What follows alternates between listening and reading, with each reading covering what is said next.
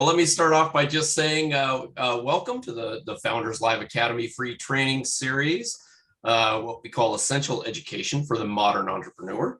This is what Founders Live Academy is committed to.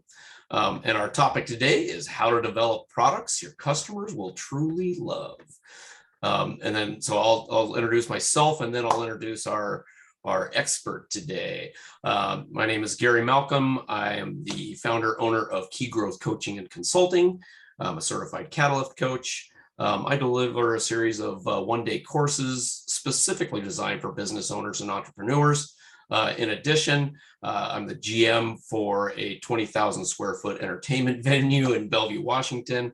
And along with Alex Resnick, I head up Founders Live Academy for Nick Hughes and Founders Live. Z is Nicholas. Nice. Yeah. It's a good German name. He is also a part of the leadership team at Founders Live, coincidentally, and he is the head of customer experience for Founders Live.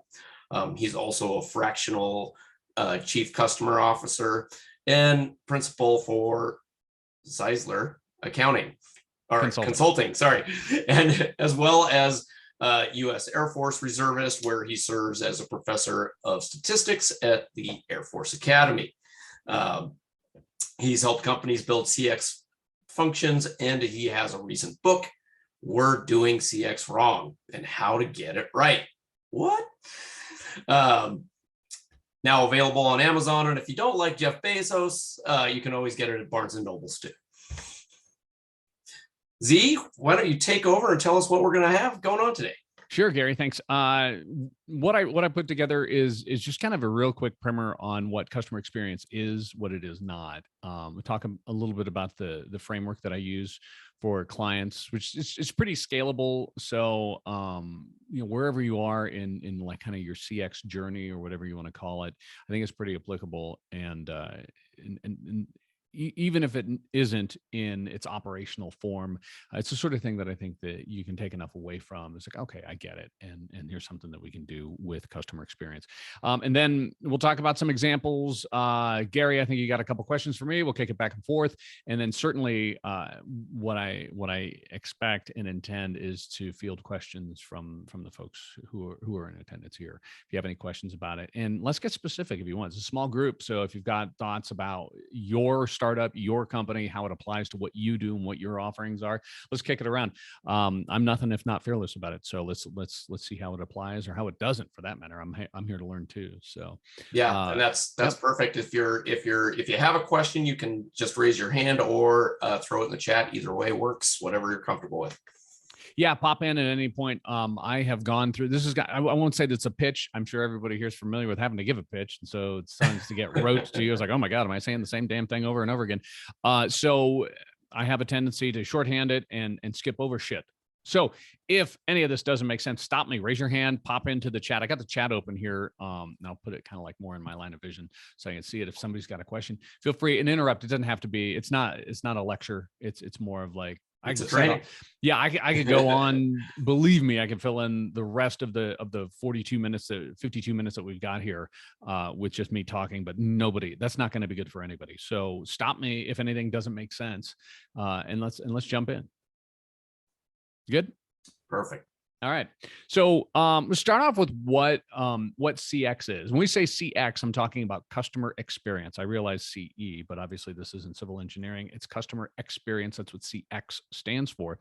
And it depends on the context. I think a lot of folks can define CX in different ways, and heavens knows all the clients and potential clients, all the silly thought leader circles I run around in when it comes to CX, everybody's got their own definition. Everybody's got their own opinion, and we know what opinions are like. So let me just kind of like frame it out and sketch out the way I approach it. And even if you don't necessarily completely agree, this will at least give us a place to start. So when I talk about CX, when we think about CX, there are really several possible definitions depending on the context. One definition is what I would call, and I'm looking over my notes here, by the way. One of the things that when we refer to CX, we talk about an incidental customer experience. CX meaning that I had a customer experience. We have a grocery store in the neighborhood. I go up to the grocery store. It was well lit. The produce was was fresh. All their stuff was easy to find. They hadn't rearranged the store. The checkout person was pleasant, and my bill was appropriate, and it was hassle free. That was a good customer experience. In which case, we have those all day, all the time, every day. You're having one right now with this training session.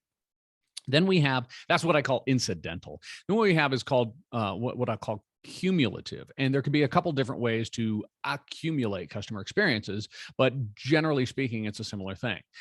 I go to the grocery store every day or every week for the entire time that my partner and I have been living in this neighborhood. We have developed a customer experience relationship with that grocery store that's in our neighborhood, because every time we go, I mean, I'm sure you think of maybe it's a retail location, maybe it's a grocery store. Why do I ever go there? They never have this or that, right? Or their bananas are always smashed up or something like that. But it could be a positive experience as well. But the point is that you have cumulative over experience with a brand.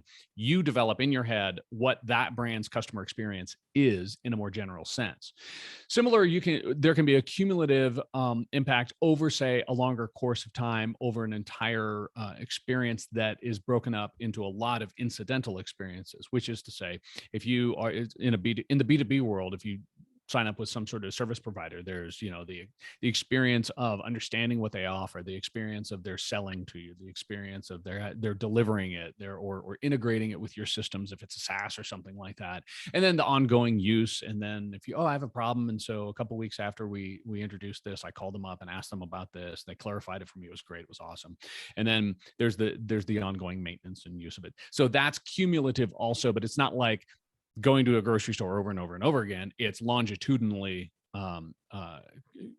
cumulative, in the sense that I'm developing a CX, a customer experience, with this brand. Okay, so those are all individuals. The incidental and the cumulative are individual in effect. But then there's what's called reputational CX, which is to say that we all kind of talk about it. If we're in similar businesses and we talk about a B2B service provider, it's like, well, yeah, they're not so good, or they're really great. I mean, the easy knockout of this is the understanding that, generally speaking, say, for example, cable companies have a reputation for poor customer experience. And that's something that kind of gets into the zeitgeist, into the ether, that everybody's like, yeah, well, we hate this, that. And then there are brands that are known for their great CX, and that they have good CX, right? And they have bad CX. And that's more of a social, more of a societal, like I said, it's reputational, that so-and-so, this brand or that brand, like Amazon, people will say, has great CX. And so, well, there you go. That's the reputation that you gain. Now, these are all kind of notional. These are hard to put your finger on and say, this is what it is. So, but it's all prelude to what it is that I do as a CX consultant and as a fractional chief customer officer, which is CX from a functional perspective. And that's going to be the main thrust and the main focus of what we're talking about today in this session, is what does CX mean if you're going to, for example, do CX in your company, have CX in your organization? What does it mean to do or have or execute on CX? So now we're talking about CX that should line up with things like HR and finance and your supply chain and operations and engineering and product and sales and marketing and so forth, and customer support, for example. It's an actual function. It's an operation within your organization. And that's the point of the conversation today, is how do you do it, and what does it mean to actually do it within your startup, or even certainly more mature organizations have it going as well. Gary, you're nodding because you have a question. Looks like you're shut up, Z. I have a question for you.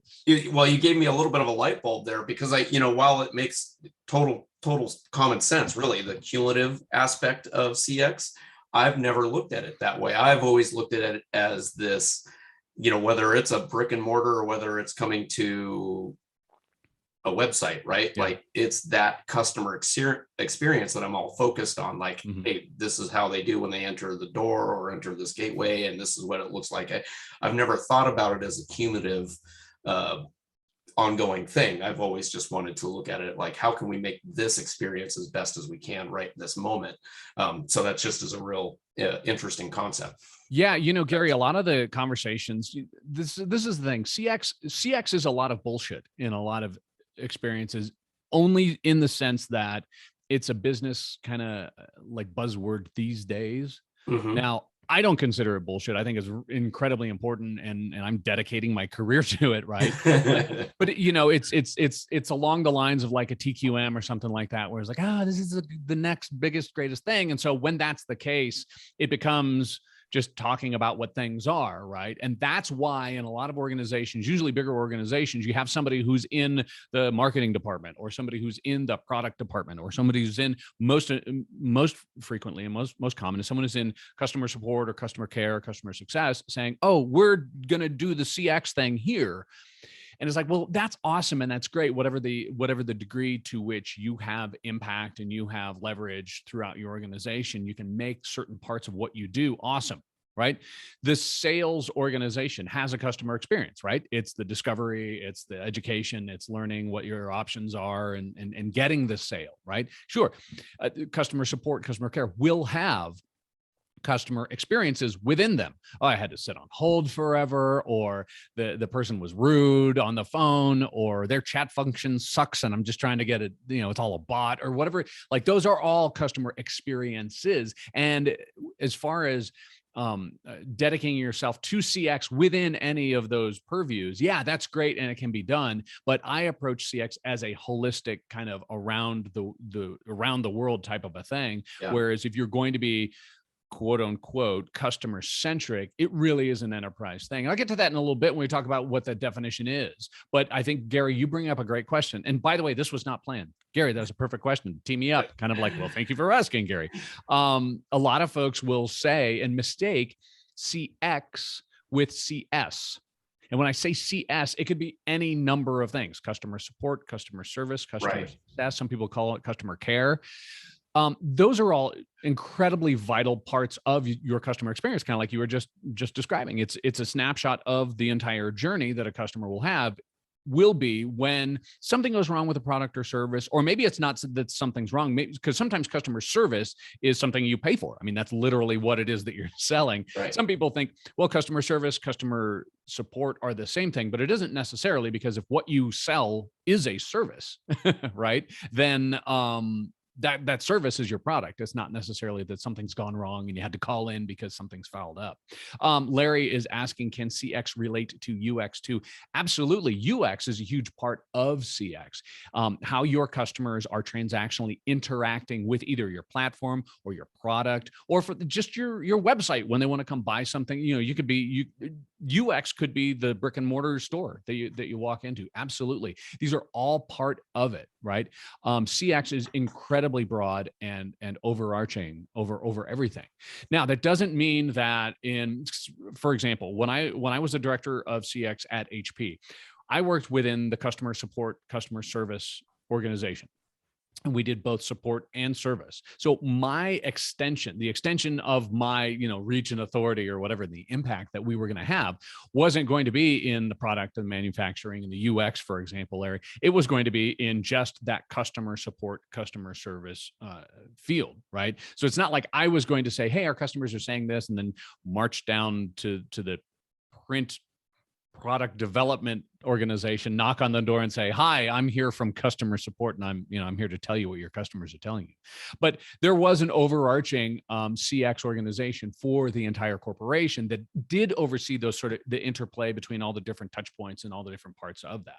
But CX is definitively isn't just CS, customer support, customer service. A lot of times that's where it starts. In fact, there are a lot of different origin stories for CX as a discipline and as an organization and as a practice. And that's one of the most frequent is I worked, and this isn't me speaking personally, but the story goes, I worked in customer support and customer care for 10 years, and I got sick and tired of answering the same phone call every day about this or that other thing. And so I elevated and escalated this more fundamental problem that we have with our product to my boss, and that went to her boss, and that went to his boss, and eventually it became kind of something that was understood as kind of a feedback loop, where we would take what we're experiencing in the contact center, in the support center, share it with product, or share it with whoever it would impact, and we said, hey, this might help if you fix this. Then not only obviously in the contact center would we have fewer calls,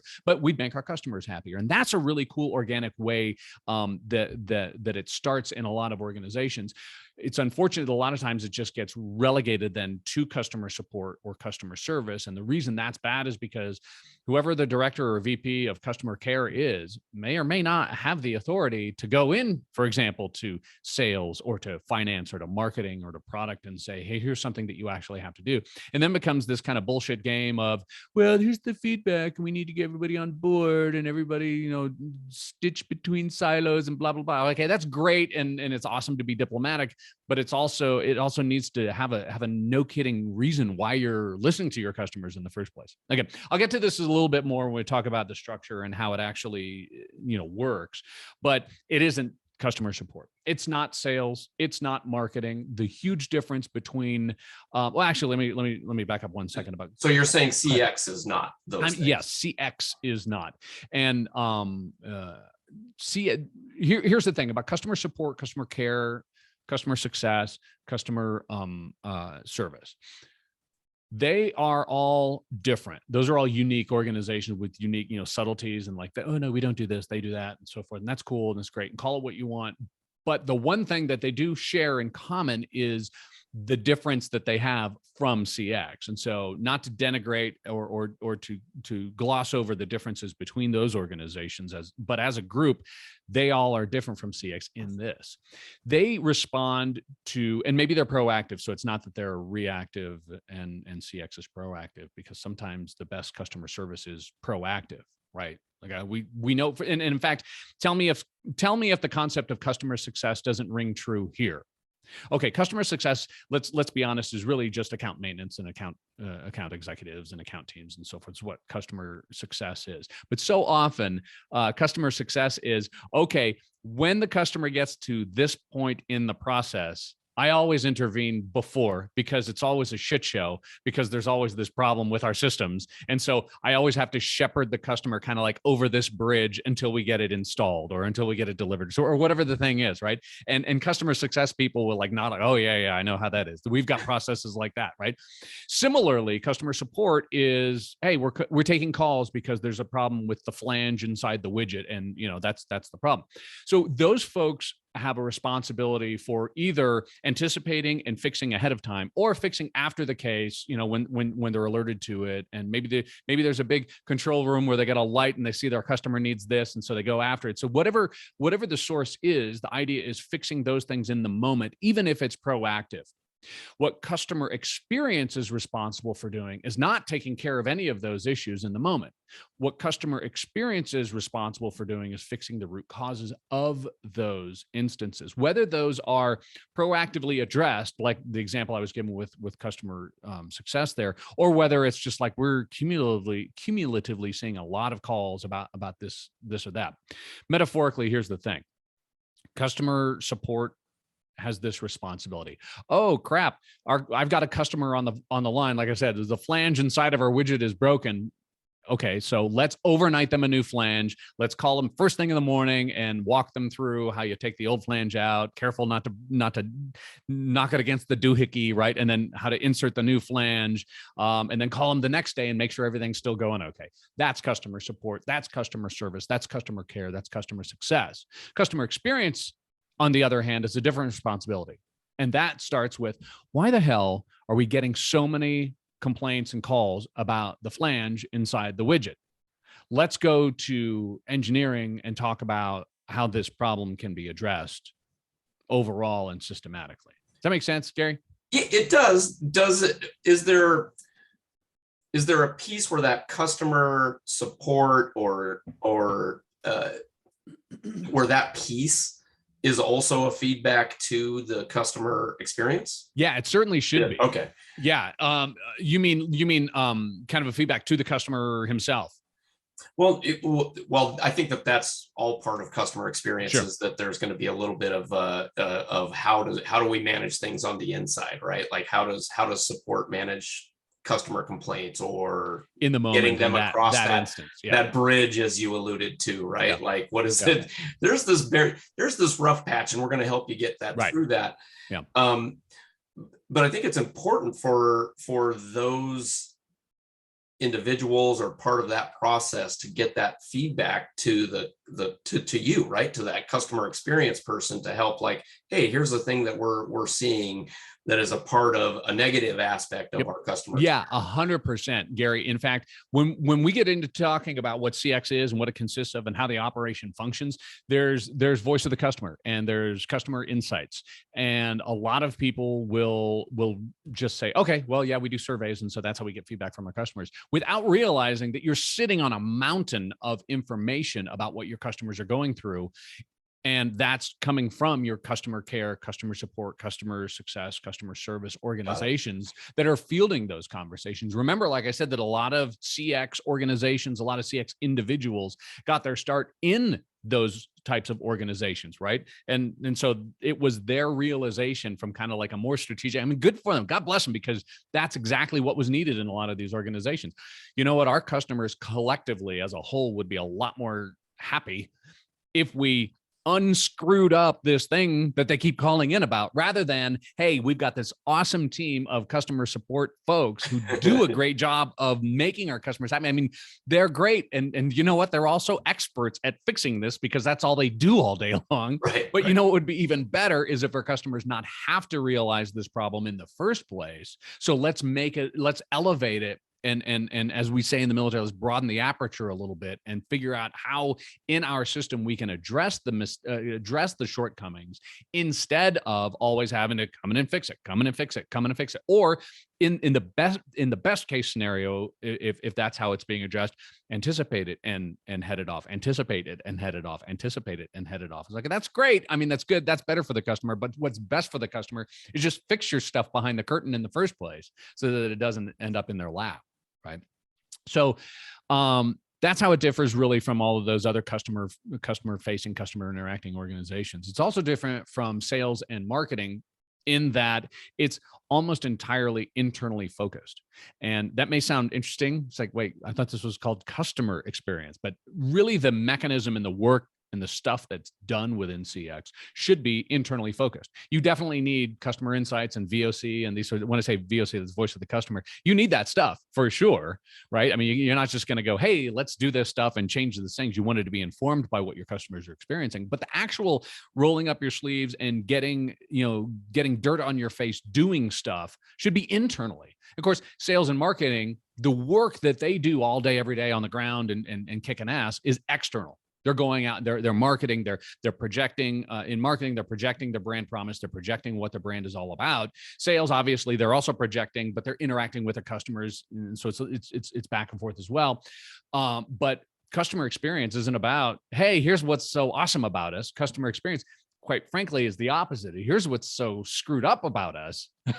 Let's fix it, right? And it's not projecting or amplifying what's screwed up. It's actually addressing. Right. It's being with it. Yeah. So whereas if there's a problem with your product or your service, if there's a shortcoming, if there's a gap between what your brand promises and what your customers are experiencing, marketing and sales have a certain responsibility what to do, right? And sometimes it's like, oh, I hate having to do this, but this is what I have to do, right? It's like, okay, put a shine on it, everything's cool. It's not to give them a hard time. I'm not trying to badmouth sales and marketing, but they have no responsibility whatsoever, nor should they, for having to go into engineering and tweak it and fix what the problem is. They have an external responsibility to explain to people what the problem is, what we're doing to fix it, how we're aware of it, that sort of stuff. Sales is about like, okay, well, here's something else we can do for you and making good and so forth, for sure. But CX is responsible for fixing it in the first place. That's not something that happens in sales or marketing. Yeah, so it's really and I'm also seeing that when you're talking about it being an inside job, it's Sure. the sales. I'm gonna write that as CX, the true inside job. Yeah. The sales and marketing team is all about driving people to the door. Yeah. Right. And and then CX is just really responsible for inside the door. What they see when they get there. Yeah. What they get there. Yeah. Absolutely. Yeah.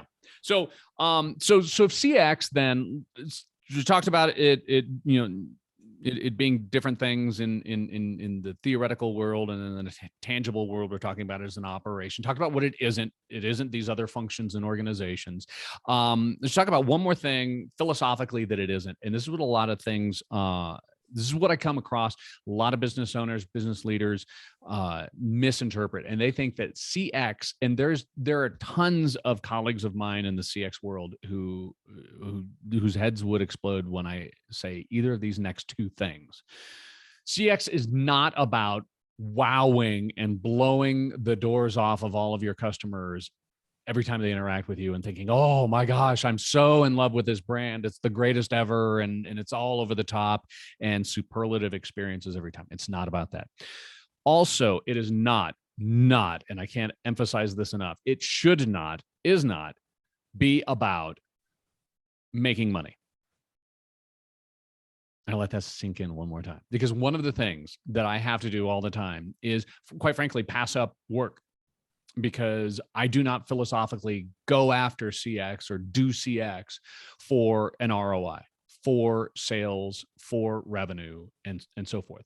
I do believe, before you logged off, nobody's logged off yet, but before you go that far, I will say that I do believe that if you get CX right, the name of my book, if you get CX right, it will definitely benefit you financially. You will, if you are truly customer centric, if you do CX the proper way, you'll take care of your customers. They'll come back. They'll spend more. They'll bring their friends with them when they come back to spend more, and their friends will spend as well. I mean, it truly does work. I'm not trying to pretend like, there's nothing about it, but I see a lot of people get into the mindset where, CX is this awesome silver bullet, and if we do CX, we're going to make all sorts of money, right? It's going to be raining. Well, like I said, the logic behind that is true. Take care of your customers, they'll take care of you. Take care of your customers, they'll come back. But that shouldn't be why you do it. And there are a couple problems with that. For the first problem with it, and as you mentioned, Gary, I'm a statistics professor at the Air Force Academy. So it just so happens that I'm aware of a lot of these white papers and a lot of these studies that are done, and a lot of these things that say, companies that are customer centric do much better in revenue and blah blah blah, and their sales are much higher than their competitors who don't tick whatever these boxes are that we define as CX. Well, I can tell you from a statistical perspective, I have yet to see a single one of those studies that would stand up against the scrutiny of like just a simple grad school stats course. There's a lot of hand waving going on in all of those. There's a lot of self-reporting. There's a lot of missing of confounding factors in there. Again, I could go into chapter and verse, but that's not necessarily the bore everybody. Go ahead. So what I'm hearing is that the widget is still more important than customer experience as far as the bringing in the Benjamins part, right? There's you still have to fill a need. There still needs to be something that is there to really create the financial gain, and customer experience is really important on that. I'd say so, yeah, Gary, but I also, because CX should play a part in that. CX should play a part in the development of your products, for sure. You have to listen to the customer. You have to listen to the market, and the marketers will tell you that too, for that matter. What I mean, though, is more specifically that if the reason that you want to do CX is because somebody has promised you that by doing CX, you're going to reap untold benefits, and that it'll definitely drive. And I've actually seen people promise. Here's a for instance. If you're familiar with NPS, it's Net Promoter Score. It's like kind of the newer version of CSAT. It's whatever your top level CX KPI is. How satisfied are you with our thing? Would you recommend us to your friends and family, and this, whatever that number is? I've actually heard people promise that as your NPS grows, for every point of NPS, your market share will increase whatever amount. For every point of CSAT improvement, you'll realize X thousands in revenue increase. And I I mean, I guess as a statistician, my head explodes when I see something like that because of all of those things I was alluding to. Point being, if you're doing CX because you think that it's the key to sales, and I mean like it's a vehicle for increased sales. First of all, like I said, you're under a misapprehension of the statistics. I hate to tell you, but if someone's convinced you of that, ask to see their math, because it's bullshit. Secondly, it's likely to turn you into a hypocrite because you say, what you'll do then is you'll turn around as the founder or the CEO or the leader of the organization to your entire team and say, our customers are the number one most important thing to us, and we are so incredibly customer centric, and customers are at the heart of everything we do, or at the front of everything to do, or the inside or the top, or whatever, wherever location you want to put your customers that are so important to you. Well, yeah, okay, to a degree, but this consultant just had to convince you to do CX, and what he promised you was money. What he promised you was an ROI. So that's not really the case if that's what it takes, and if that's what your true motivation is, right? Third problem with doing it for that reason is that good luck doing it ever again. Because if that's what you say, if it works, that's awesome. And I will say that, like I said, I have a lot of friends in the CX consulting business. They all have that different approach, and I wish you well. And like I said, theoretically, being customer centric will help. I mean, that's good. It can't be a bad thing to take care of your customers and give them what they want and correct the things that they find wrong with your systems and what you're doing. Absolutely. But here's the thing: if it doesn't work out, well, you're going to be worse off than if you ever had done it. First of all, those consultants cost a lot of money. Signing up for somebody to do your NPS surveys and so forth cost a lot of money. All those banners and T-shirts and "We Heart Our Customer" keychains and all that other shit costs a lot of money, right? So you will have invested a lot in it, and then, like I said before, you'll look like a hypocrite when you try to convince your team that you're doing it because I really love the customers, when really they're just a means to an end. You love your customers because they're the ones that bring you money. And so you won't be able afterwards, later on, if it doesn't work out, to go back and say, okay, now we really mean it. We really are going to do it in a customer way, right? A lot of, I've been, Gary, you're a business consultant too, or have been. You've graduated. You're at a higher level now, but business consultants forever have been trying to sell, the silver bullet, TQM. I'm a Lean Six Sigma black belt, so I know that Six Sigma has been a silver bullet sold, as though this will solve all your problems. It's an elixir, that you can drink and everything will be perfect. That's what CX is going to turn into if we continue to approach it that way.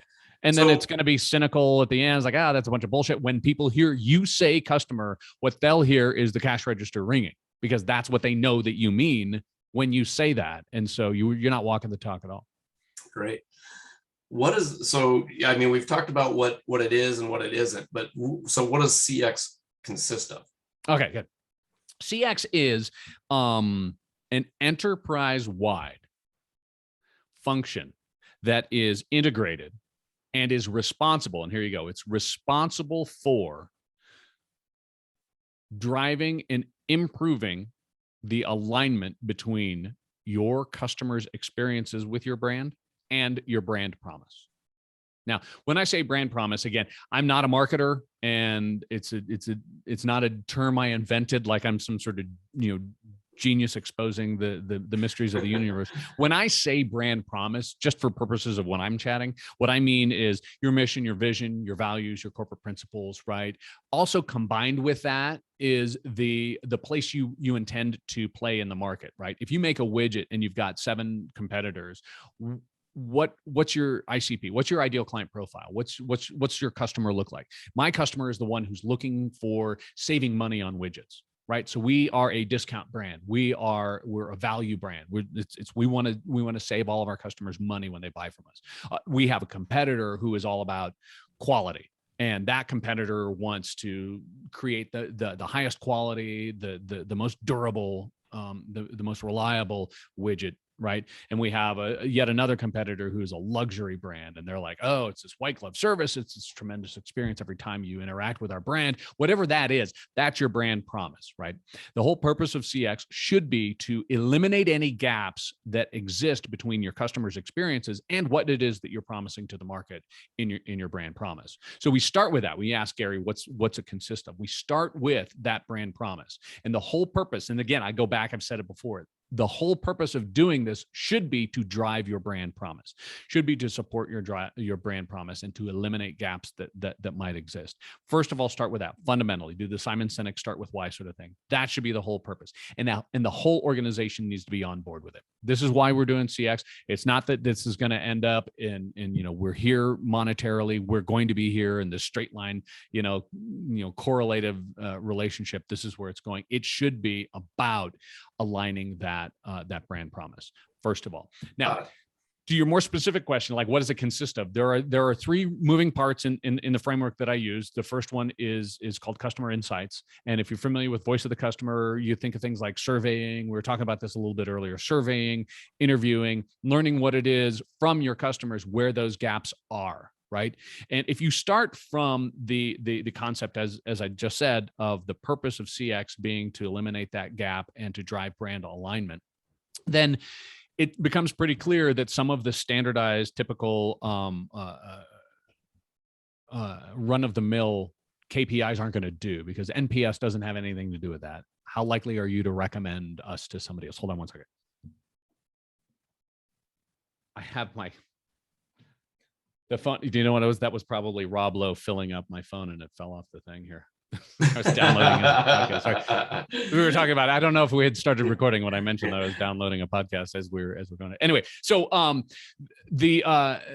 when the purpose is to align your brand with your brand promise with your customers' experiences, what we see is that those methods of customer voice of the customer and customer insights should be very curious, and they should be very creative. You ask your customers, hey, we want to be the ease of use brand. We strive for every interaction with us to be, frictionless and a pleasure to do, and not take a whole lot of time.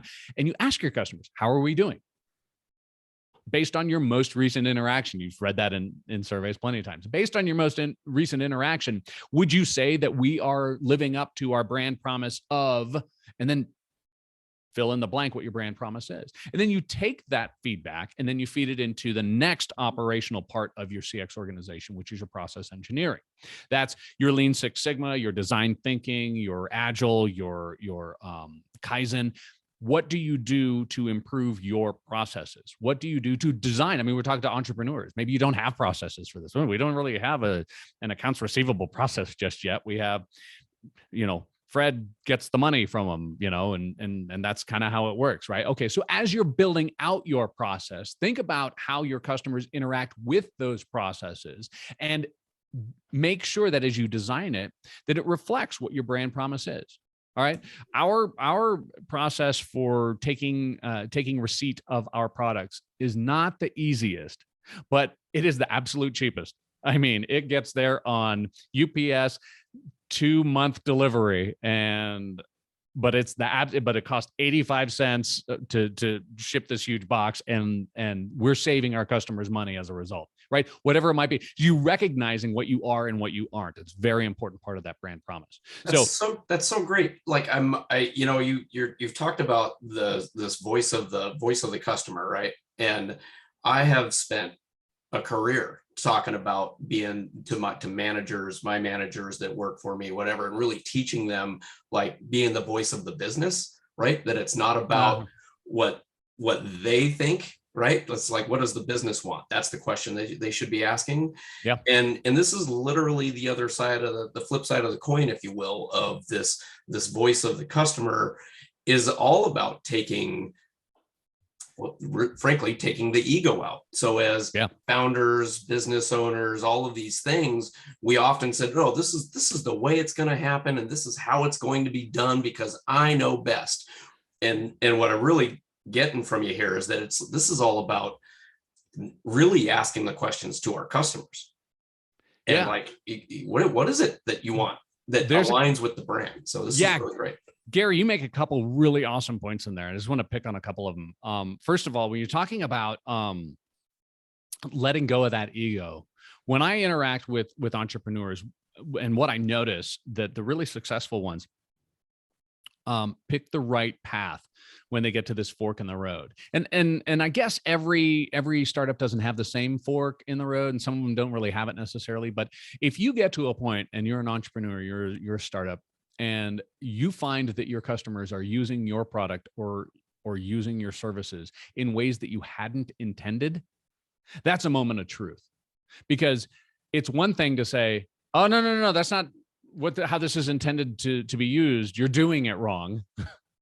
And another path is to say, oh, that's how you're using this? Okay, that's not how I built it. But if that's what you want, I can probably even fix some of the engineering and make it do what you want even better.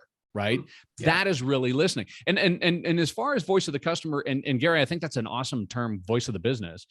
I'd say the voice of the customer is even subordinate to part of voice of the business, because that's where you get a lot of those insights. You have to leverage that against, well, here's what's possible and not possible with the current supply chain issues we have. Here's what's possible and not possible based on economy. Here's what's possible and not possible based on just physics, and this can and can't be done. Those are all parts of voice of the business too, right? I mean, you have to make money, right? Great. So I can't just give every customer a Ferrari, but that's part of it, and it should be integrated into it, and quite frankly should be seen as part of the process, right? Not that Mother May I, your chief customer officer, or your office of the customer, or whoever's representing your customer within your organization has to, well, can we possibly consider this because the customer is kind of wants this? No, it should be right there at the table, just like operations saying there's physically no way for this or that to happen. And we've all had those experiences in business. There's literally physically no way to, well, they can put the kibosh and pull the brakes on it. Shouldn't the chief customer officer also at that table, that leadership team table, be able to say, no, that's not in line with our brand. Our customers will reject that because that makes it harder, and our brand is ease of use. And that's kind of how it has to be, where that person is at that table. Yeah. Let me just wrap up one more thing about the structure of what CX is and how it works. I talked first about the voice of the customer and the customer insights, how that feeds into the process engineering and building and constructing and improving, if it's the case, your processes and the way you do business, so as to address those things first that your customers are identifying as brand alignment gaps. And then the third part of it is a CX culture. It needs to really be supported by the CX culture. As I said, in CX as a function and as an operation within your organization, the fuel of CX is your customer insights. It's your voice of the customer. It's your surveys. It's walking in your customer's shoes yourself and realizing what it's like. It's those insights. That's the fuel. The engine is process engineering. The engine is what you do with it, and where you fix and how you prioritize and where you go to improve the things that you have going on in your company. The oil of it is the culture. And I'm a military guy. I'm a statistician. So I'm sure you're aware, I'm all about people, Gary. With a pedigree like that, I'm all touchy-feely and fuzzy. Right. Yeah, sure.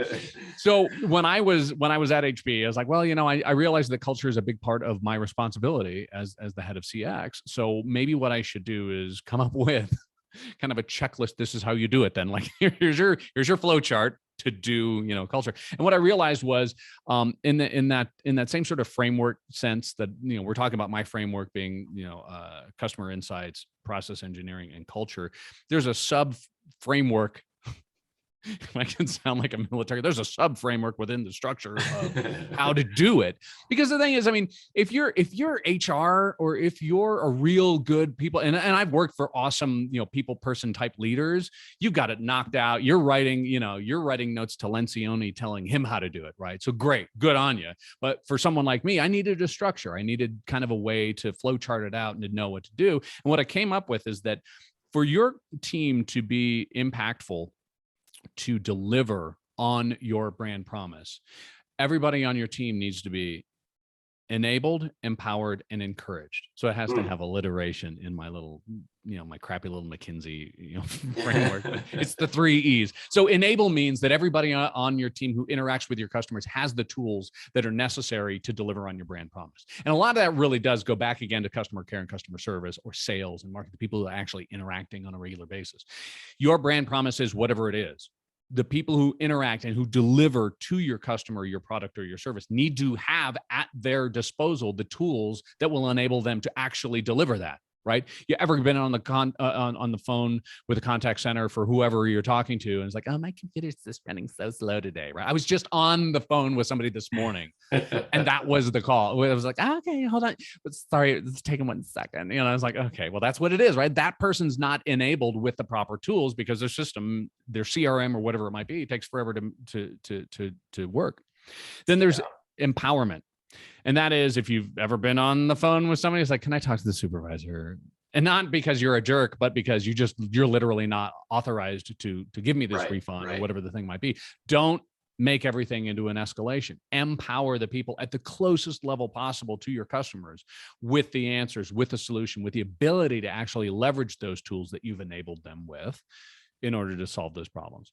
And then encouragement is, there's the obvious stuff like, t-shirts and banners and keychains and mouse pads that say "we heart our customer," and all that stuff is good, and it's not cheap and it's not free, but also there's nothing more encouraging than walking the talk. And when your team sees you applying the insights that you get from your voice of the customer program into how you prioritize the work and the things that you do internally and the improvements that you make and the things that you invest in, they see that. And that is so much louder than any of the things that you say when you rah about how much you love your customers. So that's really enablement, great. Empowerment, and enthusiasm. Enablement, empowerment, and encouragement are the 3 parts of the CX culture.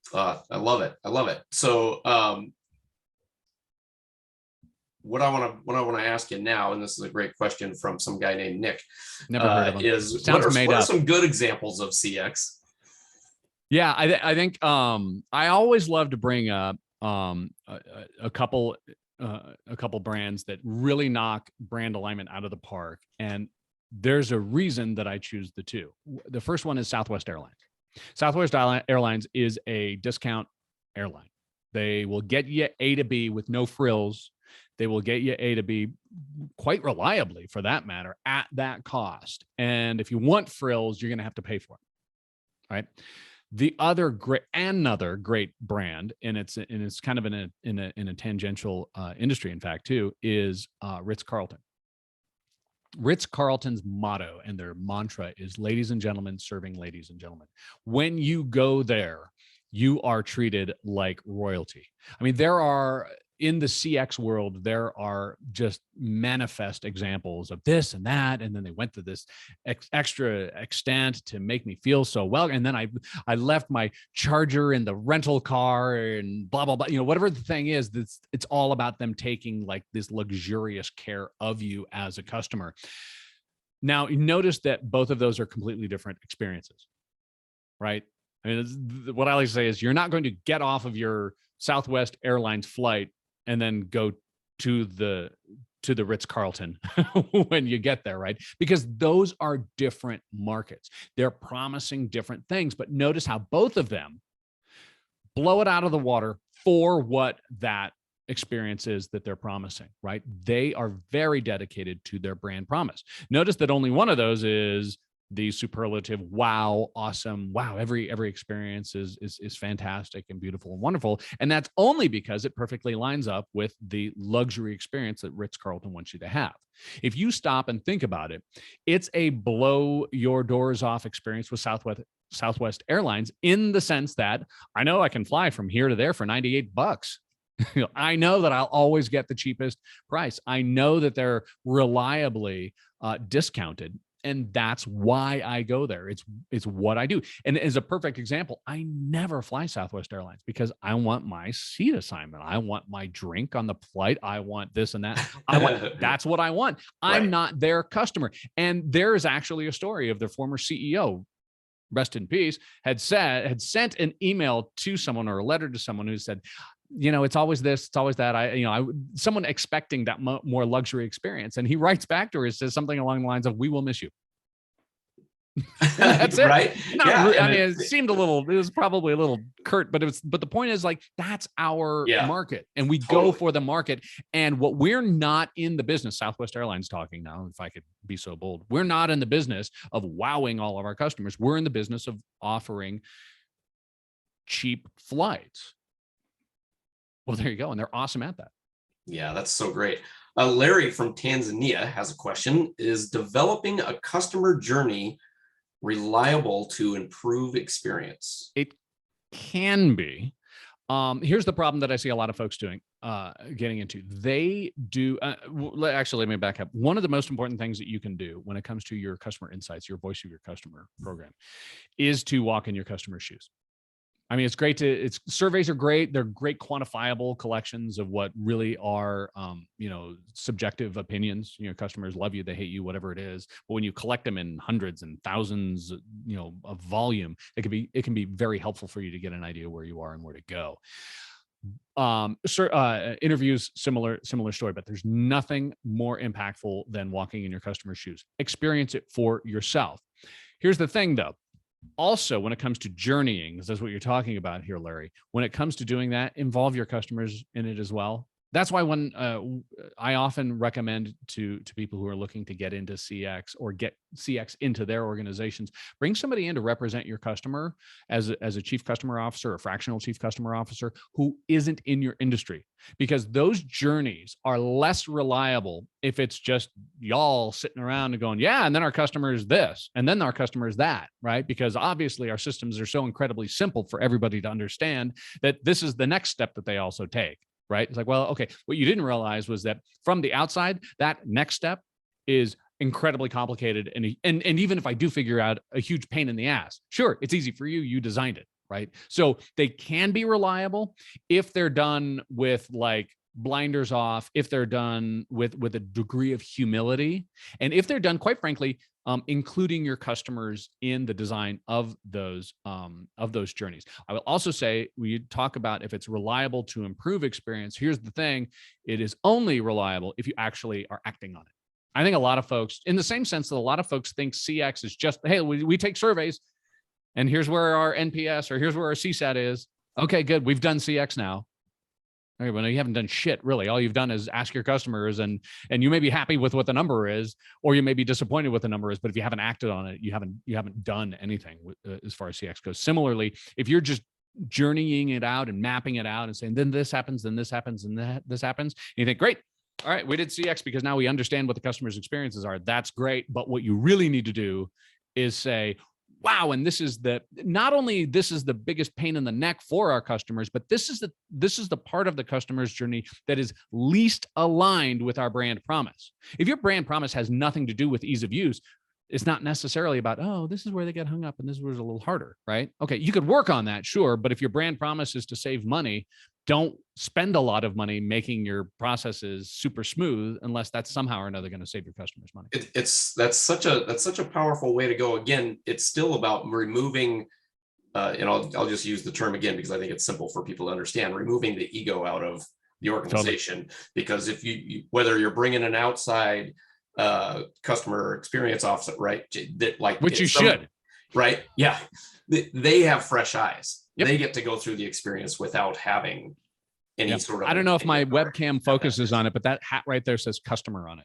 You need to put on your customer's hat and then put on your customer's shoes and walk in their shoes too. Yeah, absolutely. Yeah, so great. Larry definitely liked the answer. Yeah, it looks like we hit the mark for you. Good. Yeah, that's good. That's so great. Awesome. Well, any other questions out there before we wrap things up? Comments, thoughts? If your name isn't Nick, go ahead and put your question in there. And Nick, if you have anything you'd like to share or announce, you certainly could do that as well.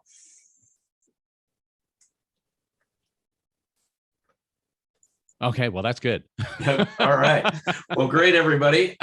Thank you so much for coming. Hopefully you got some good nuggets out of today. I know I did. Z, thank you so much for giving us this training, giving us some real insight. Thank you. Really appreciate that, Brian. Z, where can they find you? I am on LinkedIn. I believe, if I saw correctly, that my LinkedIn profile was listed in the registration for this. It's Yep. Zeisler. There, I'm one of very few out there. You can find me, and then there's links to blog and book sales and all that other stuff there, and how to reach me. And I'm incessantly writing. So Perfect. Well, we got one more question. uh, Yeah. Can a product manager be the right person for CX? I doubt it, but only because that product manager is likely so imbued in what your process is, what your stuff is. It can be the right person, but that person's got to be able to say, okay, I'm no longer the product manager. I am now representing the customer at the table. It's tricky. It can't be done. But I mean, if you got a project manager who's like really super curious and really super creative and can play the role of stepping out of the process and then looking in from the outside, totally can be. But based only on like that first question, I say probably not. Yeah. Yeah. Got it. Well, thank you everybody for coming.